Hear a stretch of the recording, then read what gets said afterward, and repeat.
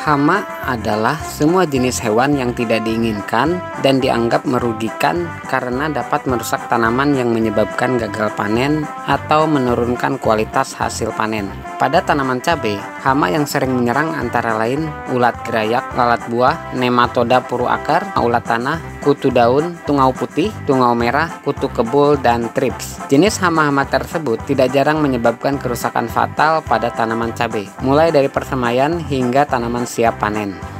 Selama ini yang umum kita lakukan dalam mengendalikan hama adalah dengan aplikasi pestisida, dan jarang sekali yang menerapkan pengendalian secara alami.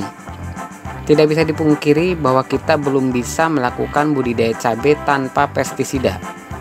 Namun ada baiknya jika pengendalian secara alami kita terapkan. Sebelum kita lanjutkan, silakan di like, subscribe, nyalakan tombol loncengnya, dan share atau kirim informasi ini kepada mitra tani yang lain.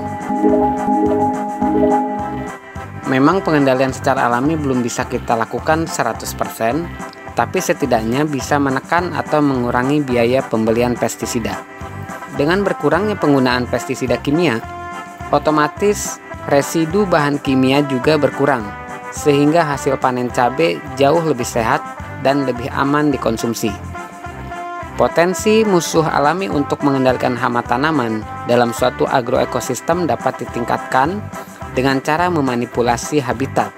Manipulasi habitat dapat dilakukan dengan menanam tumbuhan berbunga atau insectary plant yang berfungsi sebagai sumber pakan, inang mangsa alternatif, dan refugia bagi musuh alami. Kriteria tanaman yang berpotensi sebagai tanaman refugia yaitu: tanaman harus ditanam dari biji tanpa pindah tanam. Tanaman harus cepat tumbuh dan mudah dalam perawatan. Tanaman memiliki nilai ekonomis bagi petani. Tanaman dapat tumbuh dalam budidaya minimum. Tanaman tidak disukai oleh hama utama. Dan tanaman harus dapat menarik predator, parasitoid, dan polinator. Jenis tanaman yang memiliki potensi sebagai tanaman pengusir hama cabai atau refugia adalah jenis tanaman berbunga yang mempunyai warna mencolok, tidak disukai oleh hama utama, dan dapat menarik predator, parasitoid, dan polinator. Jenis tanaman yang dapat dijadikan sebagai tanaman refugia antara lain bunga matahari, bunga kertas, bunga jengger ayam atau celosia, bunga kenikir, dan bunga tahi ayam atau marigold. Tanaman refugia ditanam di sekitar tanaman cabai, yaitu di pinggiran lahan cabai. Penanaman diusahakan berjajar memanjang di luar area tanaman cabai agar tidak mengganggu tanaman utama.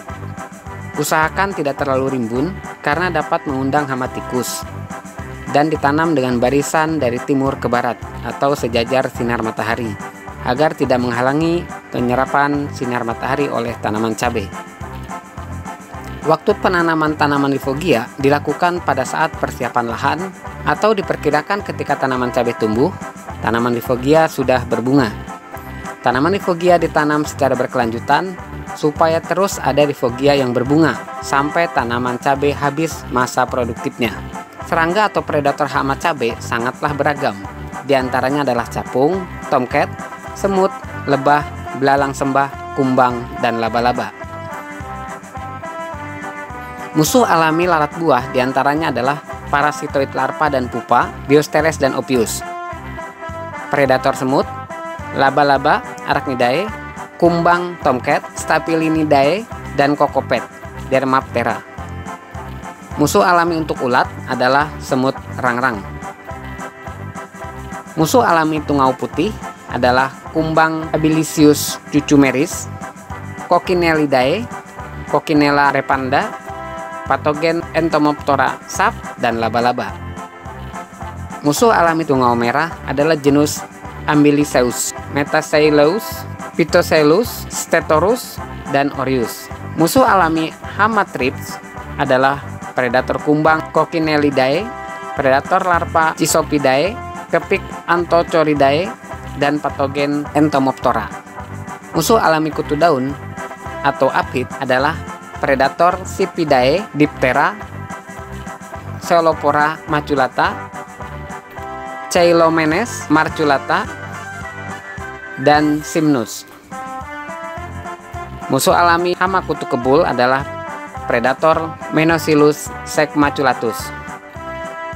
Demikian mitra tani sekalian, semoga bermanfaat. Assalamualaikum warahmatullahi wabarakatuh. Salam pertanian.